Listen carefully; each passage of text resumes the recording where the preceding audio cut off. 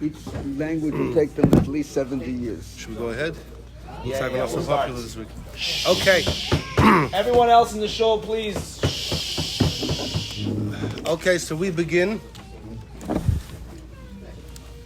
Usually Sunday mornings we take a topic which is relevant to halacha and also relevant to the parsha. So in Parshas Vayera, we really don't have to go past the first few psukim to find an interesting topic. I'm sure you've heard something about this before.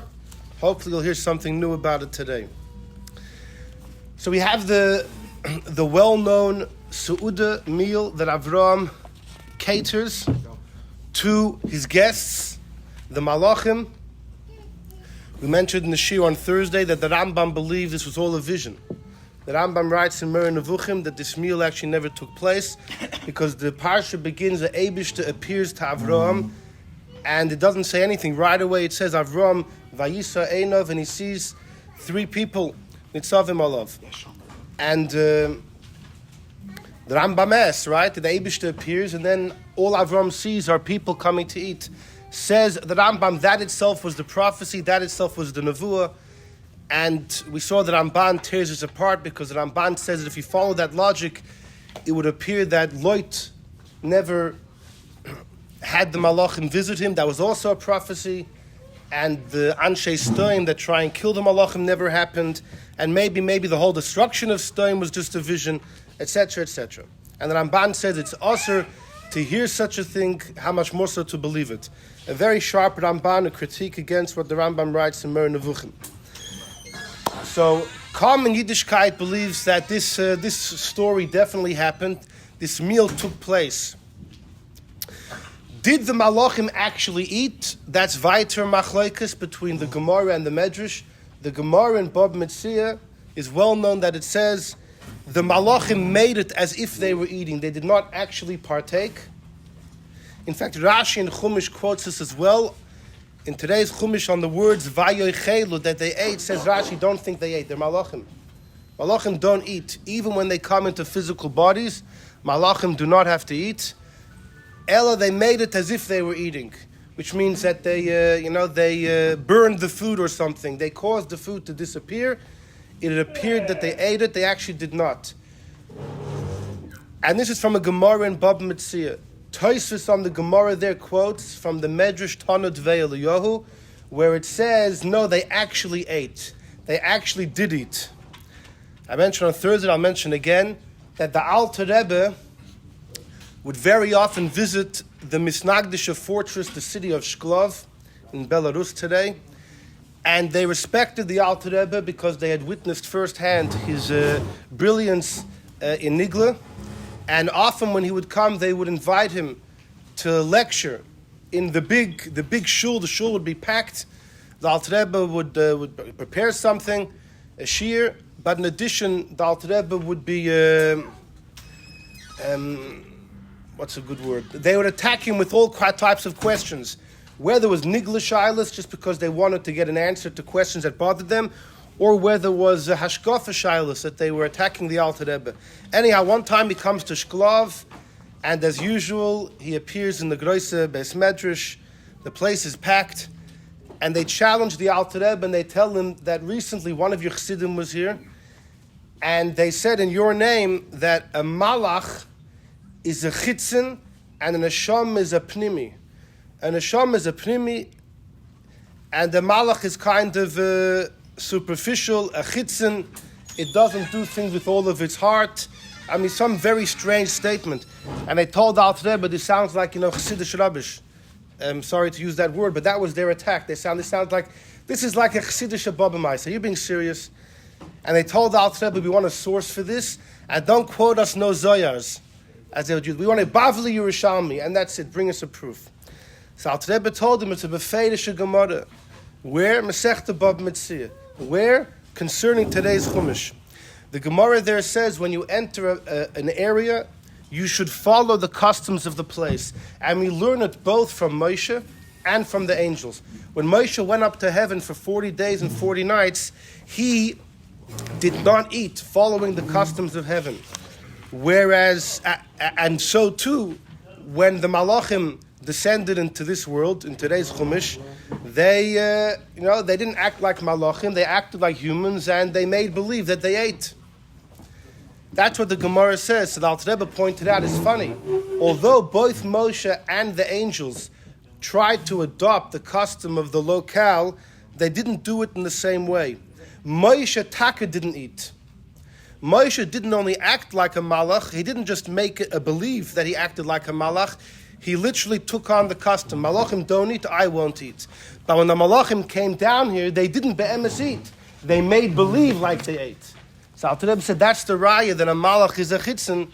He kind of puts on an exterior show, so to speak, whereas a neshama is a pnimi. And the truth is, it's much deeper than that. The reason why neshama is a pnimi is because the neshama gets its chayes from the essence of the Eibishter, whereas the malach only gets its chayes from the speech of Hashem, which is the Eibishter's exterior. But you see how it plays out even in their action. Funnily enough, though, like I mentioned, Tosfos on the Gemara quotes from the Tana Dvei, which states explicitly that the Malachim actually did eat. But these Litvishers wanted to hear from Bavli, so punkt in Bavli you actually do have a raya that the Malachim are chitzonim. Anyhow, that's that story. So whether they ate or not, it's a debate between the Gemara and the Medrash. This is just background before we dive in. There is another statement in Medrash. It's also well known. It appears in the Medrash Tehillim in Kapitel Ches. It's also in the Psikta. It says there that when Moshe went to heaven to get the Torah, he battled the angels. So we know the Gemara Masechta Shabbos that says the first time round on Shavuos, the Malachim told the Eibishter, Tno hoidcha ala shamayim, keep your majesty, your splendor in the heavens. And the Eibishter told Moshe, no, zog a specific answer. And Moshe did. Moshe told them, it speaks, Anoich Hashem lekechu, took you out of Mitzrayim. Were you guys in Egypt? It says, honor your parents, you have parents, etc., etc. That's the story of Masechta Shabbos. But we know that shortly after the Yidden worshipped the golden calf. In heaven, the Malachim were rubbing their hands with glee, almost telling the Eibishter, we told you so, we told you so. What's a person worth? Now, a couple months later, the Eibishter was willing to give the second luchas to Moshe. So Moshe went up again. Moshe spent three sets of 40 days on Har Sinai. And on the third set, when he was destined to come down with the second luchas, the Malachim raised their heads again and said, Eibishter, you're going to go through this again? Remember what happened the first time? We told you not to do it. You didn't listen to us. You didn't take our advice. You gave the luchas to holy Moses, to Moshe. And look what happened. The Yidden, they couldn't even, 40 days later, kaboom. And this, what? It was only the Eid of Rav. But the Eibush was going to destroy all the Yidden. The Yidden were in a position of being able to protest, and they didn't protest, or whatever the explanation is, but the Yidden were definitely held accountable. It has to be, because even after the Meraglim, when the Eibishter said, now you're all going to die in the desert, it was only because of a combination of both sins, of the Meraglim plus the Egel.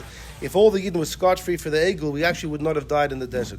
So we are to blame, and the simple reason is we could have stopped it and we didn't, but it's a good point. And maybe when we get to Kisisa, we'll delve into that. It was actually Bilam's kids, Yunus and Yumbrus. Bilam's kids joined the Eid of Rav. They made believe, we're joining the Jews, but they came in to infiltrate the system. And they were the ones that were dancing around, according to some Midrashim, the malted gold, and they actually turned it into the Egel. Anyhow, so the second time round, Moshe actually had nothing to say to the angels. Moshe was embarrassed. So this account's not recorded in Gemara, it's recorded in Medrash Tehillim Kapitel Ches. And Moshe Taka didn't have what to say, The Malachim had proven their point. The Yidden Taka worshipped the Egel. So the Medrash says this time the Eibishter got involved. And he told the Malachim, you guys want the Torah? You barely came down to Elam Hazeh for a couple hours and you're busy eating milk and meat when you went to visit Avraham. Every single kid comes home from Cheder, he knows you can't mix milk and meat. And the Malachim were like stunned, and they zipped it. And that's what the Medrash says. Which that A means the Malachim ate. That means the Malachim ate. If they only made believe they ate, they did nothing wrong. They must have eaten.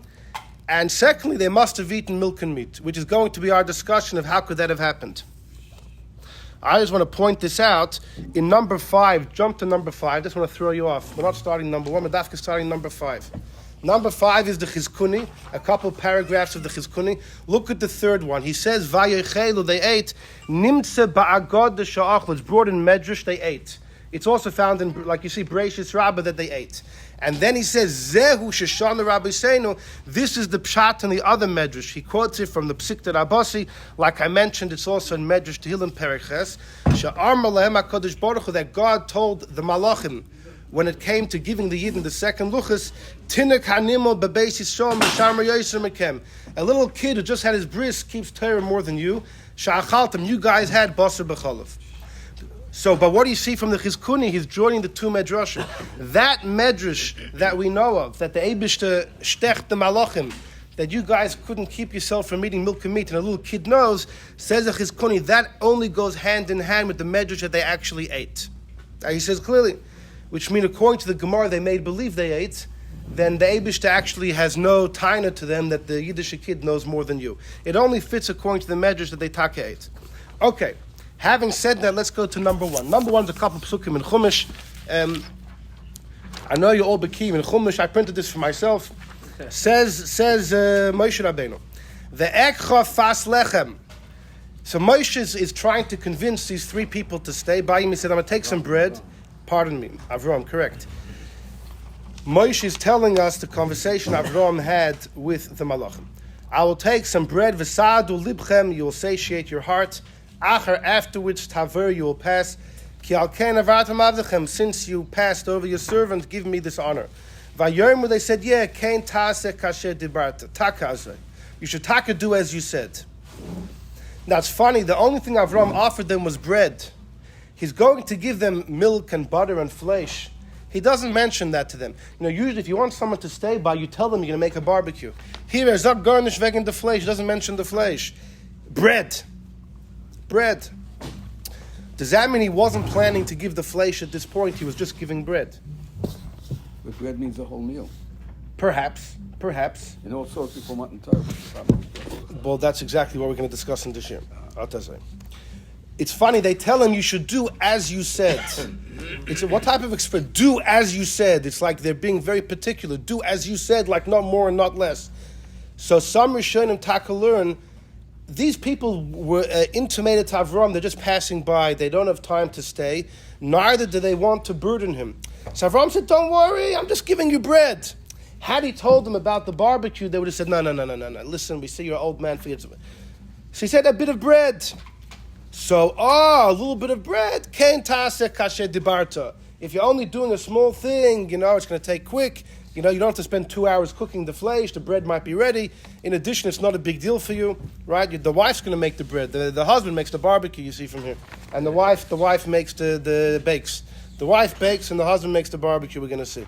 So, upon him, that's what they meant according to someone. They said, ken taseh kasher dibarta.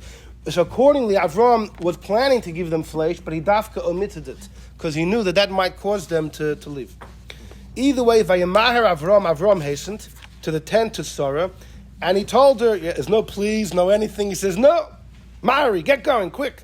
3 soim kemach soilis, fine flour, lushi kneaded, va'asi yugas, and make it into cakes. And we know this was Pesach. Avram had his bris on Yud Gimel Nisan, the 13th of Nisan, and this, according to most opinions, was day number 3 when they came. It was Tesvav Nisan, first day of Pesach by day, and the Ugos here does not refer to some thick Ishmaka honey cake. It refers to matzah, but the old matzah, which was like, different than our crackers, man. Exactly, yeah, exactly. Vel haboker rotz Avram. Now Avram's running around. He runs to the boker, and he takes ben boker rach v'toiv. He takes a ben boker, which is a young calf. It was soft, it was good. He gives it to the Nahar, that's Yishmael. Vayemaher la'asos oisai. That's simply going on Yishmael, that Yishmael was quick to make the meat. So in fact, Avraham was not the one that actually roasted the flesh, it was Yishmael. On the other hand, next pasuk says, Vayikach, the Pashas refers back to Avraham. He took chem of a chol of butter and milk. He took the ben haboker asher as, he took the calf that he made. So now it's saying Avraham made the calf. So right up you have a contradiction. In the pasuk before, it sounds like the Nar made the calf. And here state that Avraham made the calf. So Rashi says when Avraham told Yishmael to get busy, he was being mechanech him in mitzvahs. The Sifsei Chachamim says when you're mechanech your kid to do something, he's like your outstretched hand. Because sometimes you tell your kid, go give tzedakah to that person. So, there's a shaila in hashkafa. Maybe your kid should see you giving. If your kid grows up the whole time knowing that you always told him to do it, then he's just going to he'll get his kids to do it. But it's almost like it's embarrassing to give someone tzedakah. You always give it to somebody else. But others time if I care it, maybe it's cuter for the makabel. When the makabel gets it from a kid, maybe it's easier for their heart and for their honor. Maybe not. But our component, there's an idea over here that actually when you get your kid to do it, it's like you did it yourself. It's not like casting it off to somebody else. And that answers the contradiction. Yishmael Taka did it, but because it was through Avraham's instructions, it was as if Avraham did it. Either way, continues the pasuk, Vayiten lefneim, Avraham placed this all in front of them. V'hu oimed aleim, he stood on top of them under the tree, and they ate. There's an old Chassidish vart I'm just going to throw in. Originally it says the three people nitzavim alav, they were standing on top of Avraham. Now it says v'hu oimed aleim, he stood upon them. Because when a person wakes up in the morning, your neshama has, like the Alter Rebbe writes in Tanya in Perek Vav, your neshama is bottled to Hashem b'koyach. You have the power to nullify yourself to Hashem if you do the will of Hashem. A malach, though, is bottled b'poil, is already bottled. And therefore, before you do a mitzvah, the malach shteit hecha, the malach stands higher. So when they came, they were nitzavim olav, they stood on top of Avraham. But once Avraham did the mitzvah achnasas orchim, he was oimed aleihem, he stood on top of them. He became greater than them. Fine, this is the story. Let's have a quick look. Okay, well, let's just say the question we're going to explore, Rabbi Teitelbaum mentioned, is it sounds like Avraham placed the flesh and the milk in front of them, and they ate. And the shaila is, if we know Avraham kept the entire Torah, how did he cause his guests to eat basar b'chol of meat and milk? That's the question, okay? And we will explore different ways of addressing this. Some of them fascinating. Let's look at number 2 for a moment, Rashi. So Rashi quotes a couple statements from Gemara. Let's just become familiar with them. Says Rashi, number 2, Ben Boker Rachvatov. It was a calf. It was soft. It was good. Says Rashi, Gimel Parim Hoy. It was 3 cows. 3 cows. That's a lot of meat for 3 people. How does Rashi know it was 3 cows? Well, the Gemara already says, because the Torah says he took a calf. It was soft. It was good. First of all, it's a calf. A calf is always soft. It's young. The skin is soft. The fact that the Torah had to add the description it was soft means we're talking about yet a second one. And then when it says vot toiv and good, either the vav is extra, or once I know rach is extra, I say toiv is extra. Either way, each word refers to another calf. Ben Bakr is 1, rach is 2, toiv is 3. So Rashi wants to know what's going on over here. Avraham stam wasting flesh. Says Rashi, K'dei la'achilon gimel l'shoynes b'chardol. He wanted to give him 3 tongues in mustard. In other words, now a tongue of a cow is pretty big. Maybe a calf isn't that big. But in tongue itself, not every piece of tongue is the same. Now, I'm not a bucky in tongue. When I see the tongue, I just... But apparently not every part of the tongue is the same. The flavor changes, the amount of fat changes, the texture, right? Because it starts off very thin. They say the part which has the taste buds is mamish. That's the creme de la creme. Maybe you're okay. You know what they say? Once you eat the taste buds of a cow, you start liking grass. Anyhow. You really like That's why when you have tongue, whenever you serve tongue, what else do you have on the plate? You have salad. You have salad on the plate because once you develop the taste buds of the cow. Anyhow, so apparently, even though a full tongue, if you go all the way to the back of the tongue, is big, but not every part of the tongue is the same. He wanted his 3 guests to be able to choose the choicest part of the tongue. And just in case they're all going to fight over the same piece, they all want the taste buds. He said, don't worry, we have 3 of them.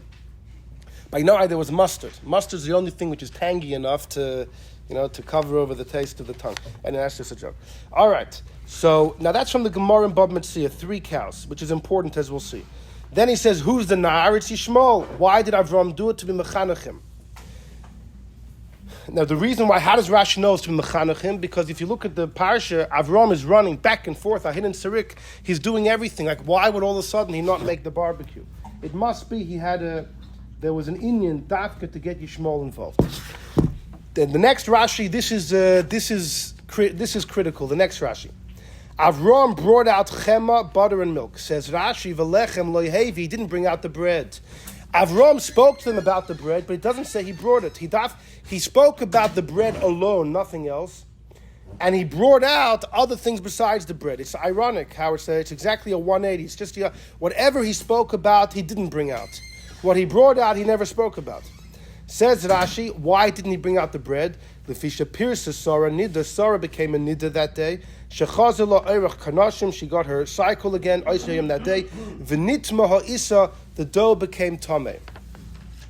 Now, this is found in Gemara and Medrash. It's well known, the teaching of Chazal, that on that day the Sarah got her menstrual cycle returned, and she became tameh while making the bread. And therefore what? Because Avraham Avinu had a special chumrah.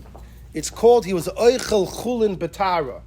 He only ate chulin when he was in a state of purity, which is not necessary. Truma, kodshim, you need to be pure. But chulin, anyone could eat chulin, and if it's tameh or you're tameh, it's a non-issue. But there's a chumrah Avraham had, and special chassidim had, Talmidei Chachamim, that even their chulin they would only eat in a state of tara. It affects al pi chassidus, the nitzutz, that's nisbarer. It's in a whole different oifen if you're completely tahar. If you're tamei, it waters down the level of the birur. Anyhow, what? When they're tummy, what do they eat? They became tahar as fast as they could. What if they're tamei for 7 days? Huh? These people fasted from Shabbos to Shabbos. Yeah.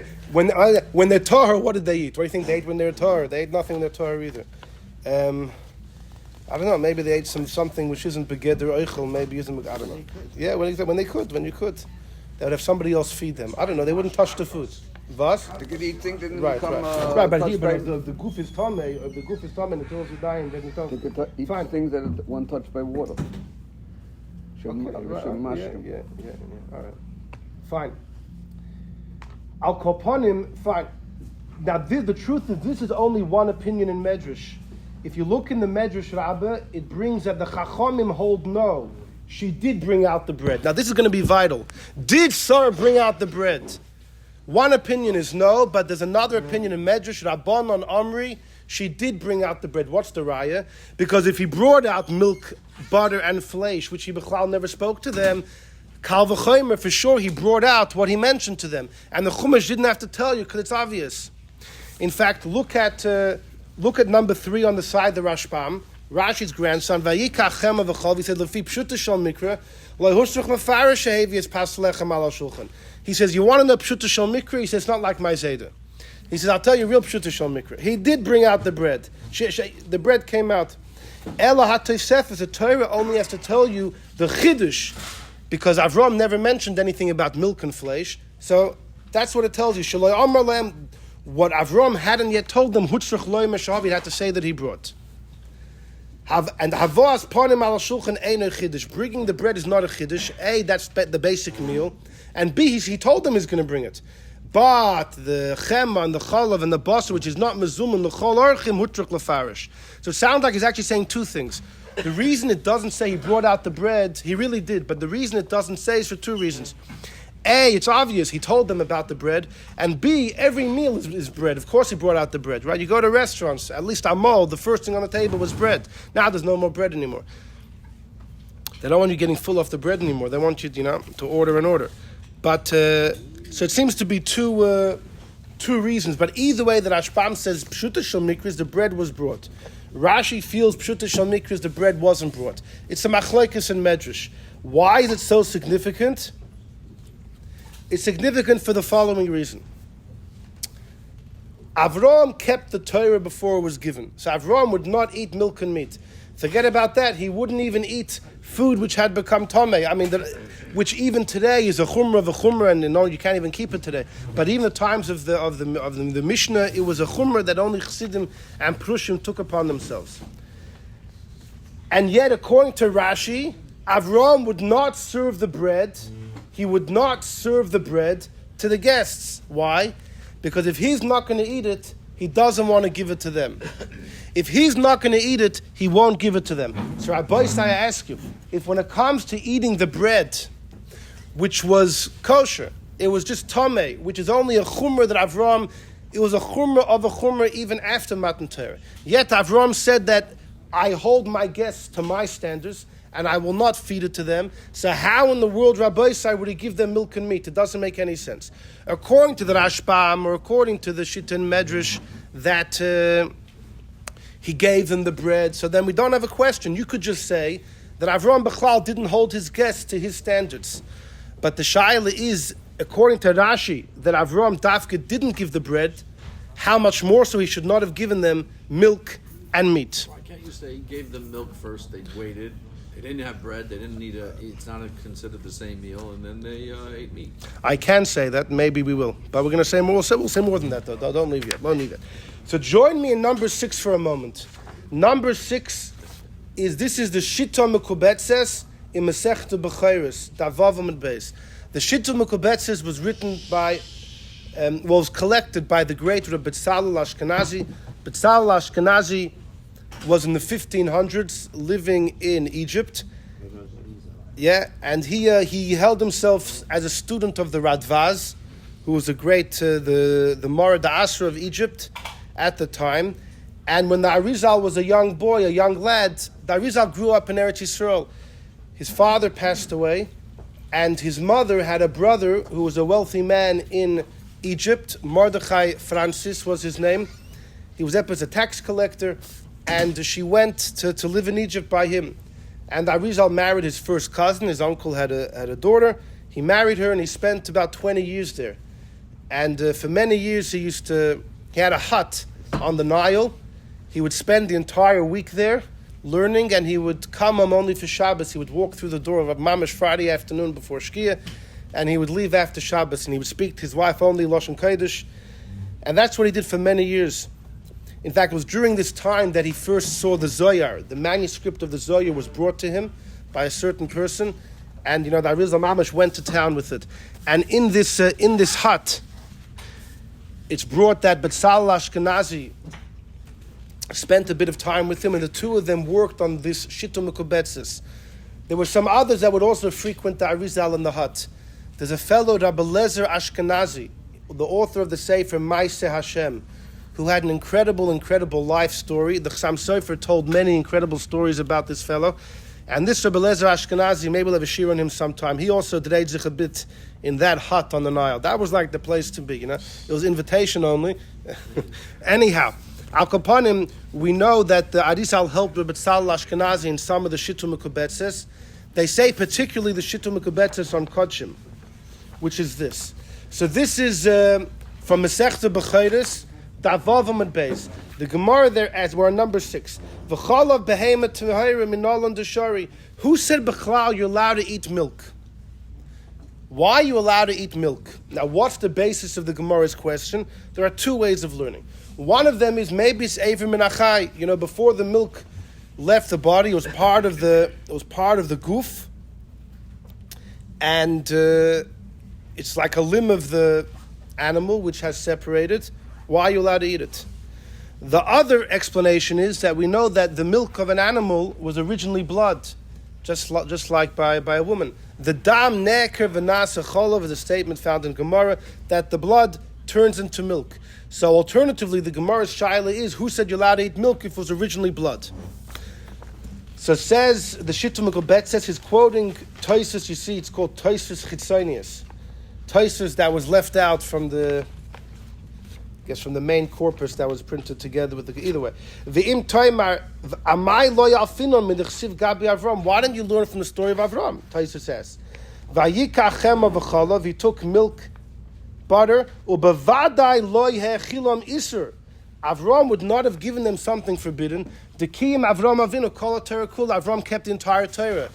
Part of keeping Torah is you can't get someone else to do an avera. In front of a blind man, you can't put a stumbling block. Va'omer ri mi Paris, the ri of Paris, which is either Rabbi Yechiel of Paris or his Rebbe, Rabbi Yehuda Sera Leon, is also known as Rabbi Yehuda of Paris. Either way, one of them said, the Havasavur, Avram thought Shehem B'nei Noach, right?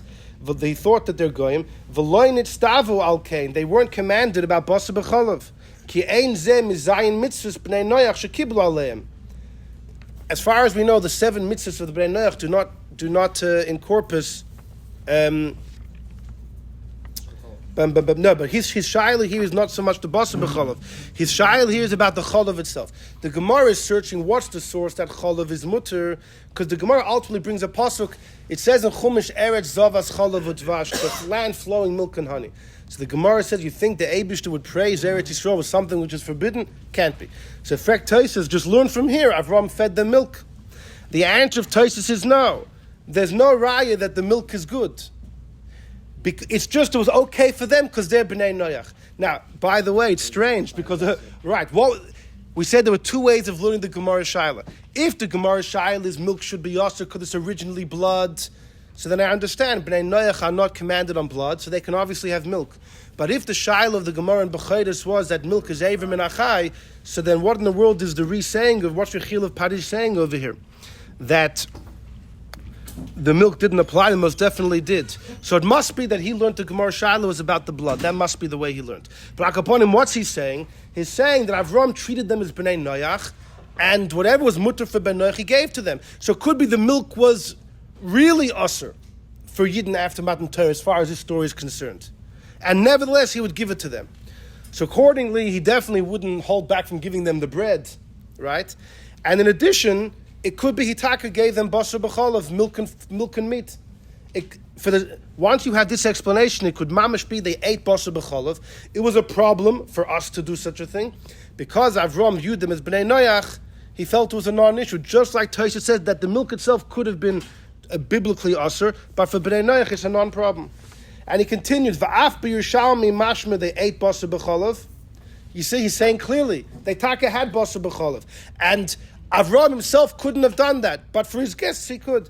And he quotes what we mentioned in the beginning, that Hashem tells the Malachim when he wanted the Torah to be given to the Yidden, he told the Malachim, you should get it. Even a kid that comes home from school, knows he can't have basar b'chalav together. He has to separate between the two. And that you ate basar, and yet you guys, you Malachim, came to earth for a couple hours, and you're busy eating milk and meat. One can have no basar b'chalav. If it's cooked together, it's only asur bano. Even now, it's only asur bano if it's cooked together. If you just mix milk and meat together and you don't cook them, since it's only a mixture which is rabbinic, the Chacham didn't asur bahano. The way Minat Torah, if you cook the basar b'chalav, it's asur to eat, asur to cook. It's also asur to have benefit. If it's not cooked together, Minat Torah, it's nothing. You could eat it and enjoy it. The Chachamim though said you can't eat it, but benefit they allowed. So Akaponim, if you go with Tosfos over here, he learned Avram Pasha fed them basar b'chalav, and that's actually why the Eibishter has a taina to them, and there's no problem for Avram because he didn't hold them to their standards. Now that does not fit at all with Rashi in number 2 and the Gemara that says he didn't even feed them the bread. He didn't give them the bread.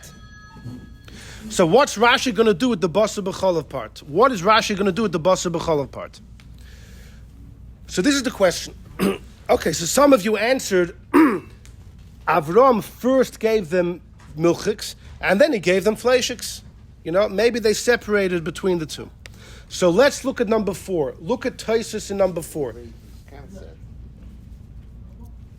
I know about washing the hands, right, exactly. The funny thing is, it's not found in Yerushalmi. There's no Yerushalmi like that. What there is the Medrash Tilim and the Psikta, and there it doesn't have this word of Noitel Yodav. Rabbi Shach is making a great diuk.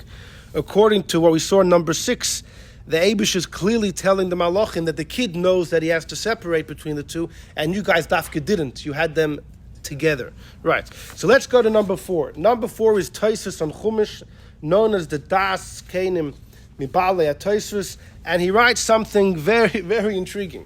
Let's read number 4 together. He took chema v'cholov. Malamed that teaches me she'echilom basar b'cholov. He fed them flesh and milk off the bat. And then he quotes the Medrash we mentioned. And when the Eibishter wanted to give the Torah to the Yidden, the Malachim said, "Put your cast your splendor on the heavens." So the Eibishter said, it says in Torah, you can't cook a gedi b'chalav imoy. You know, every kid knows that. And when you descended below, you ate basar b'chalav. Shenemar, Avraham took butter and milk. Miyad hoydul HaKadosh Baruch Hu, right away they admitted. V'hainu d'chsiv in Parshas Kisisa, the pasuk there says, don't cook a kid with the milk of its mother. And the next pasuk says, Al pi advarim me'ela karati. Based on these words, meaning to keep the Torah in general, Hashem cut a bris with us. But says, don't cook, don't have basar b'cholov. So the pasuk is actually indicating it's particularly because Yidden are careful milk and meat that we got the Torah, which is why we have milchiks on Shavuos, because we want to represent the fact that this is why we got the Torah, that we know how to be careful between milk and meat, which means obviously you can't only have milchiks, that would be purposeless. According to this reason, you have to have milchiks and fleishiks and correctly separate between the two, because we're indicating that this is actually the reason why we got the Torah. But there's 100 reasons why we have milchiks, and according to some of them, you can just have milchiks. And we already discussed this before Shavuos. Continues Taisus though. There happens to be two medrashim at odds with each other, because there's a Gemara in Masechta Yuma that says, Kiyim Avraham avinu al vasham, even Eruve Tavshilin. Avraham kept even Eruve Tavshilin. The Gemara says, even Eruve Tavshilin Avraham kept. Everybody wants to know, why does the Gemara mention Eruv Tavshilin from all the mitzvahs in the Torah? It's random. It's mamash a random mitzvah. So I'll tell you one word from Reb Nosson Adler, the great Reb Nosson Adler, who was a big Makubal, a great Baal Nigel in Germany. When the Chassam Sofer was a kid, he spent lots of time with Nosson Adler. He was his Misharis, he was his Talmud. The Chassam Sofer actually says that Nosson Adler only had one child, a girl. And when the girl was a young teenager, something happened, she passed away. And that was it. That was his only kid. He said it was on Shabbos, shortly after that Nosson Adler got a Haftarah. And I don't know which Haftarah it was, but there was a pasuk there that, brought out his feelings. He says, I saw one tear exit the eye of my teacher.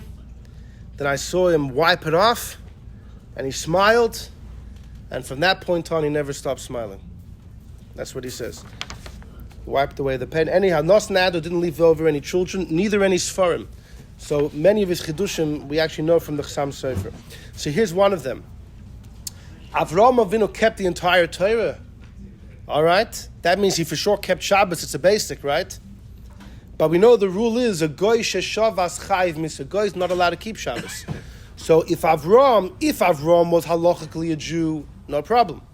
If he was halachically a goy, he just took upon himself a personal chumrah to keep Shabbos, he wouldn't be allowed to, because owing to his identity as a ben noyach, he's strictly biblically forbidden to keep Shabbos. You want to be machmir is one thing, but he can't be machmir and do things which as a ben noyach he's not allowed to. So how did Avraham keep Shabbos? So there's lots of different answers. So the Baal Haflah, the Chassam Sofer's other Rebbe, said it's very simple. Shabbos for a Yid and Shabbos for a Goy is not the same day. For a Yid, Shabbos starts Friday night and ends Mitzvah Shabbos. Because for a Yid, it starts by night and then goes to the day. By a Goy, it's first day and then night. As it says in Parshas Noach, Yoim v'layla, lo yishpoisu. Day and night, they can't rest. Day first and then night. So when is a Goy chayiv misa? If he would rest from Saturday morning dawn until Sunday morning dawn. First day and then night. So Avraham never did that. Avraham rested from Friday night to Mitzvah Shabbos. So as a Yid, he kept Shabbos. As a Goy, he did nothing wrong. Because between Mitzvah Shabbos and Sunday morning, he worked. He never did a 24 hours of first day and then night. That was the Baal HaFlah's answer. Who's the Rebbe of the Chassam Sofer. The Chassam Sofer says, my other Rebbe, Reb Nosson Adler, said, but wait a second. What if Yom Tov fell out on Friday? So if Yom Tov fell out on Friday, which is when you make an Eid of Tavshilin, when Yom Tov falls out on Friday, So then if you rest 2 days, it's gonna, you're gonna catch from Friday morning till you're gonna end up doing a day, and the following night. Yom v'layla lo yishboisu. And it's not just Saturday; it's any day of the week they can't do. So if he's going to do Friday morning to Shabbos morning, how do he do it? It must be that Avraham Avinu was halachically a Jew, says Nosson Adler, and therefore he had the leniencies of a Jew. And the Gemara wants to point that out. And that's why the Gemara says Eid of Tavshilin, because Eid of Tavshilin is only when Yom Tov is Friday. If Yom Tov is Friday, the Baal HaFlaw's answer is out the window. And you must come to the conclusion that Avraham is halachically a Jew. Anyway, that's just a little tidbit. But says... 8 milk will be together. They could have had Avraham giving you want a fleishig meal, you want a milk meal. That's also a good answer. Yeah, we're going to get there. No, all right. Rabbi Teitelbaum, Aminut, almost there. Says Tosfos, Piddush, Tavshilin mu'uravin. Tosfos has a cute word. When it says Eid of Tavshilin, it means mixed foods. Eid of could mean a mixture. It's not talking about the Eid of Tavshilin when Yom Tov is Friday or Thursday. It's talking about mixed foods. That Avraham did not mix. He wouldn't eat milk and meat, and he wouldn't serve it. Gam loy basar v'achar kach chalav. He wouldn't even have flesh and then milk. Rather, only chalav achar kach basar. First milk and then flesh. How do I know? As it says, he brought the butter and the milk, and then it says ben abakar asher asa, the cattle. First milk and then meat. V'chein nami piddush Rashi. Rashi also says kama detokin amti va'aisi lekamayo. Whatever was ready first, Avraham brought to them. What's that talking about? Look back at number 2, the last Rashi in number 2. Uben habakar asher asa. Says Rashi, asher asa doesn't mean he made, it means asher tikkun, he prepared. Like someone says, I made money. What, really, you have a mint in the back of your house? How do you make money? You collected it, you amassed it. So too, I made supper. Really, you created the food? No, says Rashi, it means asher tikkun, that I prepared it. And then Rashi quotes these Aramaic words. It comes from the Gemara in Bava Metzia. Kama shetikin, whatever was ready first, amti va'aisi kamayo, he brought it before them. What do those words mean? So I'll tell you what it actually means, and I'll tell you what Tosfos is doing with them. What it actually means is, Rashi's bothered with the kasha. Avraham was making 3 calves, right? Ben bakar rach v'toiv. And here, in Pasuk Ches, it says, Ben abakar shaz, only one. It's a contradiction. So Rashi says, no, whichever one was ready first he brought. Yeah, he brought all 3, but one at a time. And that's actually the simple meaning of the Gemara. Go back to Tosfos in number 4. Tosfos is taking this out of context and is saying, as far as the milk and the meat, he brought out whatever was ready first. In other words, the barbecue takes a half hour. The milk and butter was ready. So Tosfos is proving that first he fed the milk and then the meat. Because the pasuk says first milk and then meat, and then he quotes the Rashi, whatever was ready first he brought. As if to say, first the milk, and when the flesh was ready, he brought the flesh. That's not what those words actually mean. I was wondering about this, and I saw in the Torah Shleimer from Menachem Kasher. It was a great, incredible Talmud Chacham, not too long ago. It was actually a Rav in Manhattan, about 70 years ago, and he wrote an incredible encyclopedic work on Chumash. He asked this question. He says that he's Tameya, he wonders how Tosfos could be taking this Gemara out of context. But the truth is, the Rebbe does the same thing. The Rebbe in a Sikha, he mentions about the Basa B'cholav, and he gives the same answer. He says that Pshat and Kama Detakin, whatever was ready first, he brought out first, is regards to 2 things. A, the 3 cows, whatever was ready first he brought, but also as far as the milk and the meat. And the source of that would be Tosfos, even though it's not the Pshat in the Gemara, but this is the answer that Tosfos gives. So it's first the milk, and then the meat. By the way, I will tell you, Rabbeinu Tam paskins, that when it comes to milk and meat, even if you had a burger or a steak, if you wash your mouth out and you eat something and you wash your hands, you can have milk and ice cream right away. Rabbeinu Tam holds the whole 6 hours is only if you don't do that process. If you don't do hadach of the mouth and kinuach and wash your hands. But if you do, you can actually not have to wait at all. It's funny, Rabbeinu Tam's tefillin became very popular. This psak of his is for some reason never took off. But most Rishonim disagree. But you see from Tosfos as well, he does seem to buy into that. Flesh and afterwards milk wouldn't work.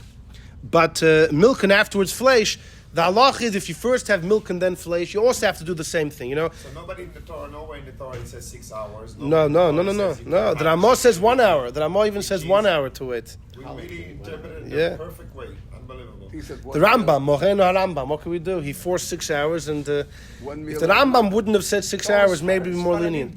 No, the Ramah writes 1 hour. Right. Yeah, different meals. Suda, right? One meal and the other. Okay, but that's what the Gemara says. But the shaila is how long is that? Back in the day, they only had 2 meals every day, and between the two, it was 6 hours. 11 was brunch, and 5 o'clock was supper. But by the time you finished brunch, it was 6 hours. Anyhow, Al Kopanim. But if you have milk and then flesh, strictly speaking, you have to wash your hands because they're milchiks, and you got to do kinuach v'hadocha. That means kinuach is to eat something, hadocha is to rinse. But mikir adin, you don't have to wait at all. The Zohar says you shouldn't have milchiks and fleshiks b'shai tochada in one time period. So does that mean at the same moment or one sha'ah, 1 hour? The Shalah says the minig is to wait an hour. The Shalah says it about Shavuos. In fact, the Rebbe, years and years ago, I think it was even before the Rebbe took upon himself the Nesias, he saw some Barchim learning Smicha. I don't know the exact year. And they were learning the Siman Peites in your day that speaks about how long you wait between milk and meat. Or the whole thing, milk and meat and milk, and the whole shebang. And he told them that our minig is based on the shalah, shah achas. The shah is, what does shah mean? Not every time is shah means 60 minutes. So there are many people are makel a half hour, etc. But listen, I'm not telling you what to do. Whatever your custom happens to be, the shalah does say a shah. But either way, me'ikar adin, you can go straight. And I guess over here they went straight. Maybe they washed their mouths out. But Toysus is clearly learning first the milk and then the meat, which is what some of you suggested. So that would be a simple answer. So that's answer number 1. Fine. Another answer, which actually the Rebbe proposes, is why did Avraham serve Shech 3 cows in order to get 3 tongues? He couldn't serve them 1 cow. Okay, you get the steak, you get the chveis, the ribs, you get this. He wanted to make sure whatever anybody wanted, he should be able to get. And that's why even 1 tongue wouldn't suffice, because there's different parts of the tongue. So the Rebbe learns maybe he offered them milchiks and fleishiks just so they could all choose what they wanted, but not that the same person could have milchiks and fleishiks. That's an option the Rebbe gives. That in fact, if you look in the Abar Benel writes that Bechlal, he says Avraham pretty much served all 3 cows. He says there's a crazy overload of meat. He said that's what you do when you have choshev people. You give them much more than they'll actually eat, just to show that it's bakad. When a king comes to your house, you don't just serve what he's going to eat. You serve 100 times the amount. And he b'chlal, the Barbanel says Avraham didn't know they were malachim, but he felt it. How did these malachim? How did they trick Avraham? Avraham didn't realize. The Barbanel says Avraham was onto something.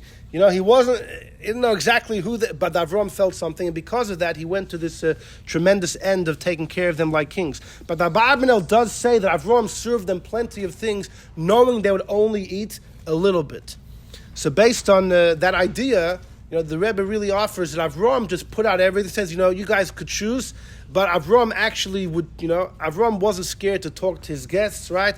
You better bench or it's going to be $1,000 for the meal, right? So therefore, Avraham would have no problem in telling them sorry. It's there's the milchik table, the fleishik table. He served both because he wanted them to have whatever choice they would like to make. So those are 2 answers that the Rebbe gives. We are not done. Okay, there's all right. Let's go to the number 7. Number 7 is from the Chesed LaAvraham, Rabbi Avraham Azulai, the great-grandfather, the great-great-grandfather of the Chidah. Rabbi Avraham Azulai begins his life in Morocco. He's born around the year 1570. And after a bit of time, he had a taiva to delve into Kabbalah. In Morocco, I guess, he felt that he learned everything he could. He wanted to go to Eretz Yisrael. The years around 1600, the Arizal had passed away. Reb Chaim Vital, though, was still alive. Chaim Vital passes away in 1620. So he travels. Chaim Vital also spent the end of his life, he was in Damascus. Avraham Azulai travels to learn Kabbalah from Reb Chaim Vital. and he becomes one of the foremost Kabbalists. And he wrote a sefer called Chesed LaAvraham. Actually, after Chaim Vital passed away, I mentioned yesterday that he took a number of his manuscripts to the grave, literally was buried with him. And Avraham Azulai was involved in this COVID operation of digging up. Went to the cemetery and they dug up some of these manuscripts. And thanks to them, we have, all of the Kisvei Arizal that we have today. Anyhow, so there's a story we know about the Chesed LaAvraham, and it's interesting how it actually relates to what he's going to write right over here. Rabbi Avraham Azulai was living in Hebron at the end of his life. He passed away in the early 1630s. He was living in Hebron, and Eretz Yisrael was under the Turkish domination. And one of these very important Turkish fellows, a pasha, whatever you call them, he was touring Eretz Yisrael, and he wanted to see Zayda Avraham, right? As with their Arabic blood, they feel their Eneklach of Avraham. He went to the Maras HaMachpelah with his whole entourage of soldiers. Apparently, Maras HaMachpelah might have looked a little differently than today. There was an area where you could lean over, and there was just a huge pit that went very deep. Anyhow, he was leaning over to look down to see what's there, and this pasha, he had a special sword that he yarshened from his father.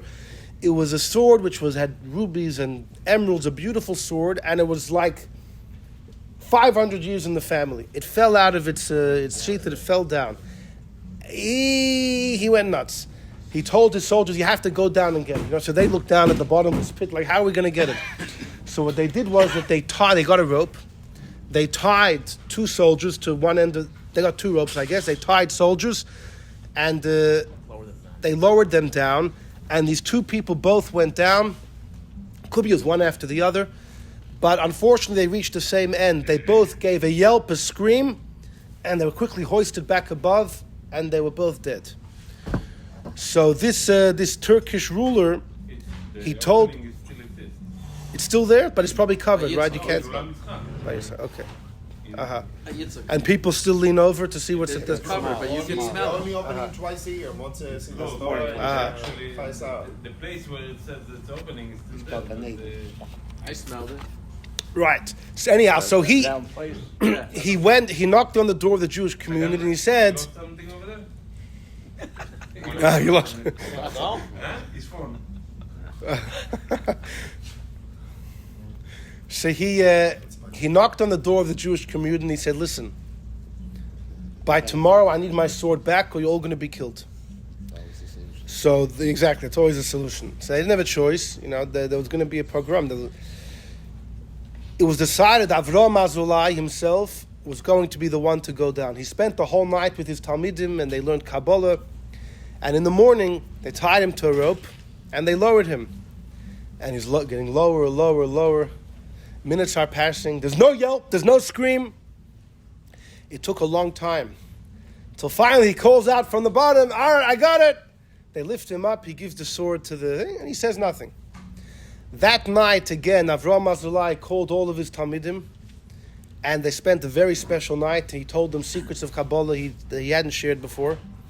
And in the morning, sometime the next morning, he was lying in bed, and he called them all over, and he said that, it's been nice, adios, I'm heading to the next world. So I said, Rebbe, what are you talking about? He said, listen, you know what happened yesterday in the cave? Why did it take me so long? I found the sword pretty quickly. But when I was there, I saw something. There's apparently a porthole to Gan Eden in that cave. And this was my chance to go in. The Medrash says there were 11 people that went into Gan Eden alive. Now there's going to be 12. Now there's going to be 12. And I wanted to enter into Gan Eden. And as I was about to transfer from this world to the next world, he says, all of a sudden, the Ovis are referred to as Yesheinei Chevron, that they're sleeping in Chevron. That there's a certain amount of chayah still in their bodies, that they may not be halachically dead. And the nafkamin is about a kohen being there, like we spoke about. Many hold that they're not metama. Some hold they are. What about the head of... the head of Esav. That's only according to Pirkei Rabbi Eliezer. Right. But Esav is Yisrael Mummer, the Gemara says in Kiddushin. He might have the halachic status of a Jew. Anyhow, Al Kopanim, all of a sudden he says one of the Avos, or they told me, wait a second. Don't go in now. You'll be there soon enough. Tomorrow you're going to go in. Let the Eibishter take you. And that's what I called out from below, hoist me up. She says, my time has come. And he closed his eyes and he passed away. That's how Avraham Azulai passed away. Many historians say that the Chidah, who quotes his El Tazeda, who knows how many thousands of times in all of his Sfarim, never makes any mention of the story. So some say, if it was true, why doesn't the Chidah mention it? I don't know if that's a Raya Muchachas, but Akoponim, look at what the Chesed Lavrom says in number 7. Yeah, but if we know the story, you could be sure the Chidah would have heard of the story, and why doesn't he mention it? Have a grave site. This guy. No, he was buried. He was buried. No, he has a gravesite. He was buried. No, he died naturally. He died on his bed. He died. His soul went to heaven and his body was buried. He didn't go to Gan Eden alive. That was his dream. How long the rope was?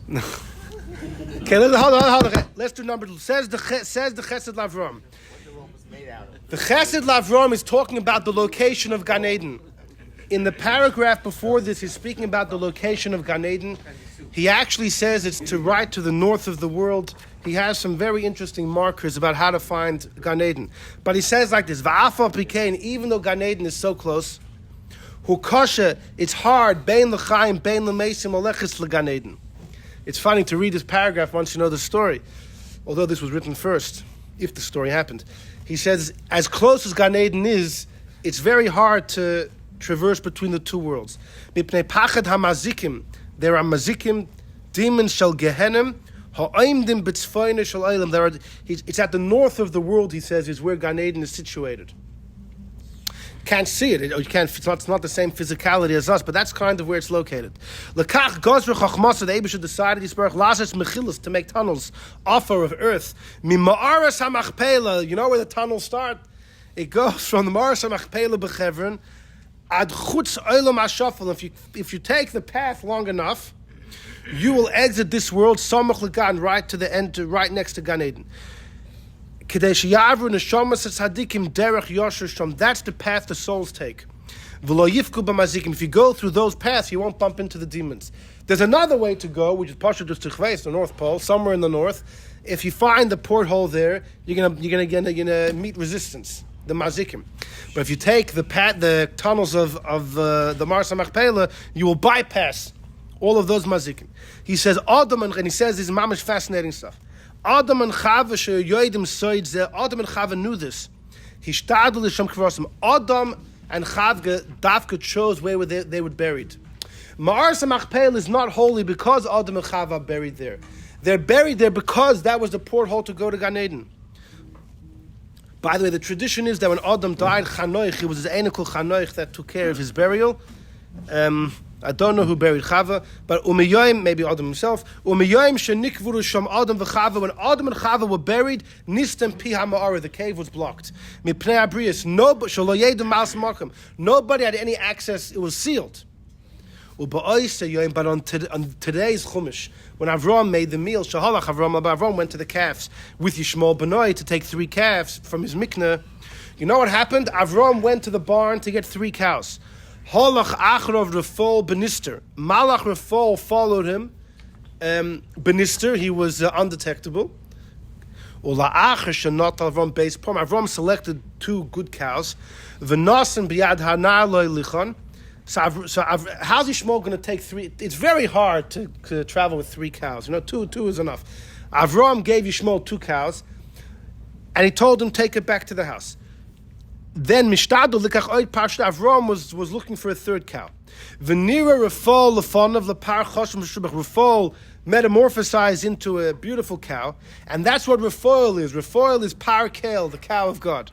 That's what Rafal is. Ratzaloim par choshev, or kel can also mean choshev, important, an important cow.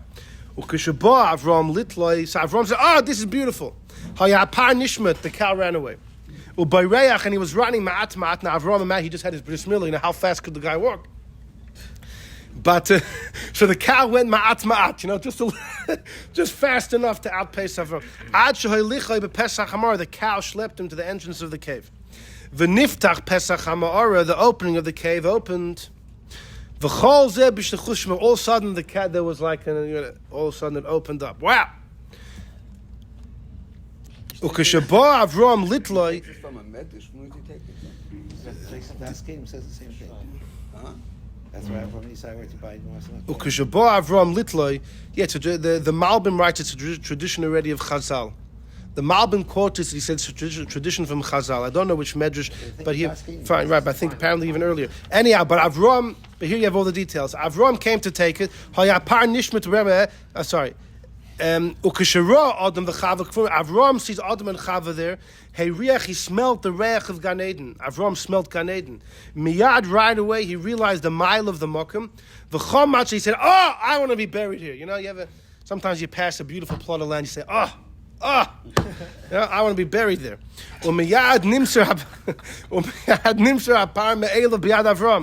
And all of a sudden, the cow gave itself over to Avram. So Avram brings it home. But when Avram comes home, the cow disappears because it wasn't really a cow. There's only two. Avram wrote a book known as Sefer Yetzirah. There's a big debate if Avram wrote it or Rabbi Akiva wrote it. The Vilna Gaon's son has a beautiful work, Yad Palim, where he goes through many interesting svarim. I think, if I'm not mistaken, his consensus is that it was a mix. Many believe that Avram wrote the rough draft and Rabbi Akiva filled it in with many psukim, because there's many psukim there. So how did Avram know the psukim? So many say Rabbi Akiva, he added that. It's a joint work, but the secrets of Sefer Yetzirah. The Gemara says that the Amoraim that every Friday would create an animal for themselves. Rava created a person. And Rashi says it was through the secrets of Sefer Yetzirah. Well, if Avram wrote the Sefer, he definitely knew how to do the tricks. He created a third animal. Because to go back to the barn to get another cow, it takes long. It would take too long. So Avram had no other choice. Quickly he made the animal. And that's the Pshat HaBak Asher Asa. When the Pasuk says the calf that he made, which Rashi says it means he prepared. No, Asa Mamish. He Mamish made it. And that, you should know that the Ma'ara, that the cave is like the courtyard of Gan Eden. And that's why we say in Chayesar, it's Oiver LaSoicher. Oiver LaSoicher is talking about the money Avram paid for, but that's Gematria, the pathway to the Gan. And Soich is also Gematria Chotzer, because that cave is like the courtyard. It's like the courtyard of Gan Eden. So Al Kapanim, what you see from here is that Avram Avinu created the third calf through Sefer Yetzirah. Comes the Malbim 150 years ago, and the Malbim says Avram Taka wanted to prepare 3 calves, but look at Pasuk Ches, pardon me. He only took the Ben HaBakar Asher Asa, only one, and the Ches Avram says Asher Asa means Sefer Yetzirah. So says the Malbim, the cow that he served them was a magical cow. It wasn't chayiv in mitzvahs. There was no problem to eat it with milk. The Malbim's of the opinion that any item which is a magical item is not chayiv in mitzvahs. I will. I can't do mitzvah with it. However, there's a well-known radak. No, there's no cholav and basar. So let me just throw in just a couple things. You can leave whenever you want, but I like this. So I'm just going to keep on talking. Good. That's it. If the shir goes well, we bring out breakfast. Milk. There's a very important radak. The Radak writes about the story by Elisha. Elisha gave a bracha to this woman who was very poor, and and her children were being taken as collateral for a debt her husband had owed. And Elisha gave her a bracha with the oil, that she'll have a tremendous amount of oil, keep pouring from the flask into pots, and the pots all filled up. The Radak wants to know, olive oil is chayiv in Meiser and things like that. So was this chayiv in Meiser? The Radak is a famous suffix. If something which was created magically is chayiv in Meiser. So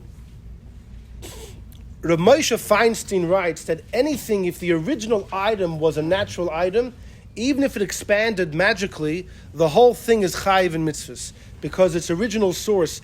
And that's why they say, based on that, with stem cells, if you ever create an animal, according to Moshe Feinstein, if the original cell was real, then it all has that same halacha.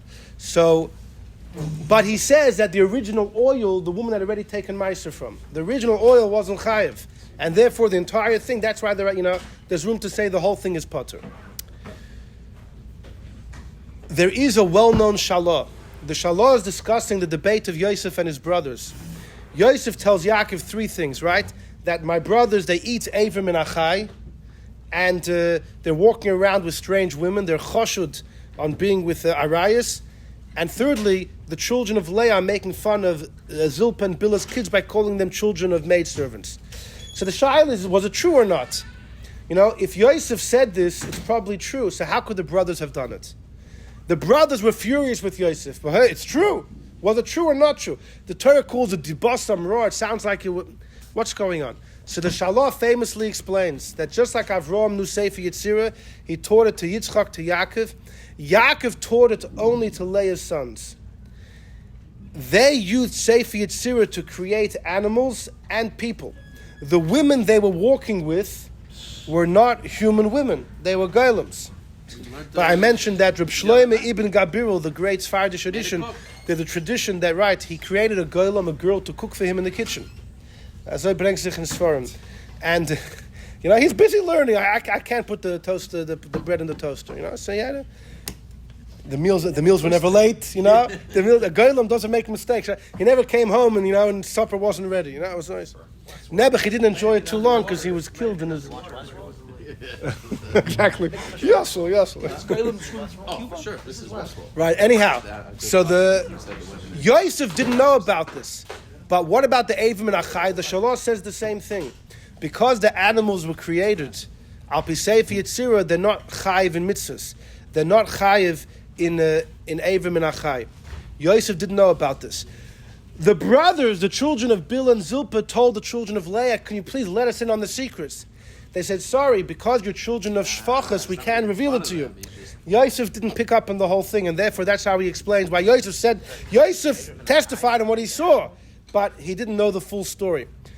I will just tell you that it's not pashut. There is a Gemara that asks, if wheat falls from heaven, can you use it for mitzvahs in the Beis HaMikdash? Could you use it to make bread for the lechem aponim and things like that? And Tosfos there in the Gemara says we're talking about wheat coming from heaven. And the Gemara wants to know that maybe you can't use it for certain mitzvahs because it says mimosh voisechem. It has to come from the ground, and these don't come from the ground. So some point out, wait a second, there's a much bigger issue. I thought anything that comes from heaven is not shaykh to mitzvahs. So this Gemara apparently could tell you no, that it could be it's shaykh to mitzvahs, unless it doesn't fit one of the categories. Anyhow, this is a little bit of the discussion about the basar and the chalav. Beautiful.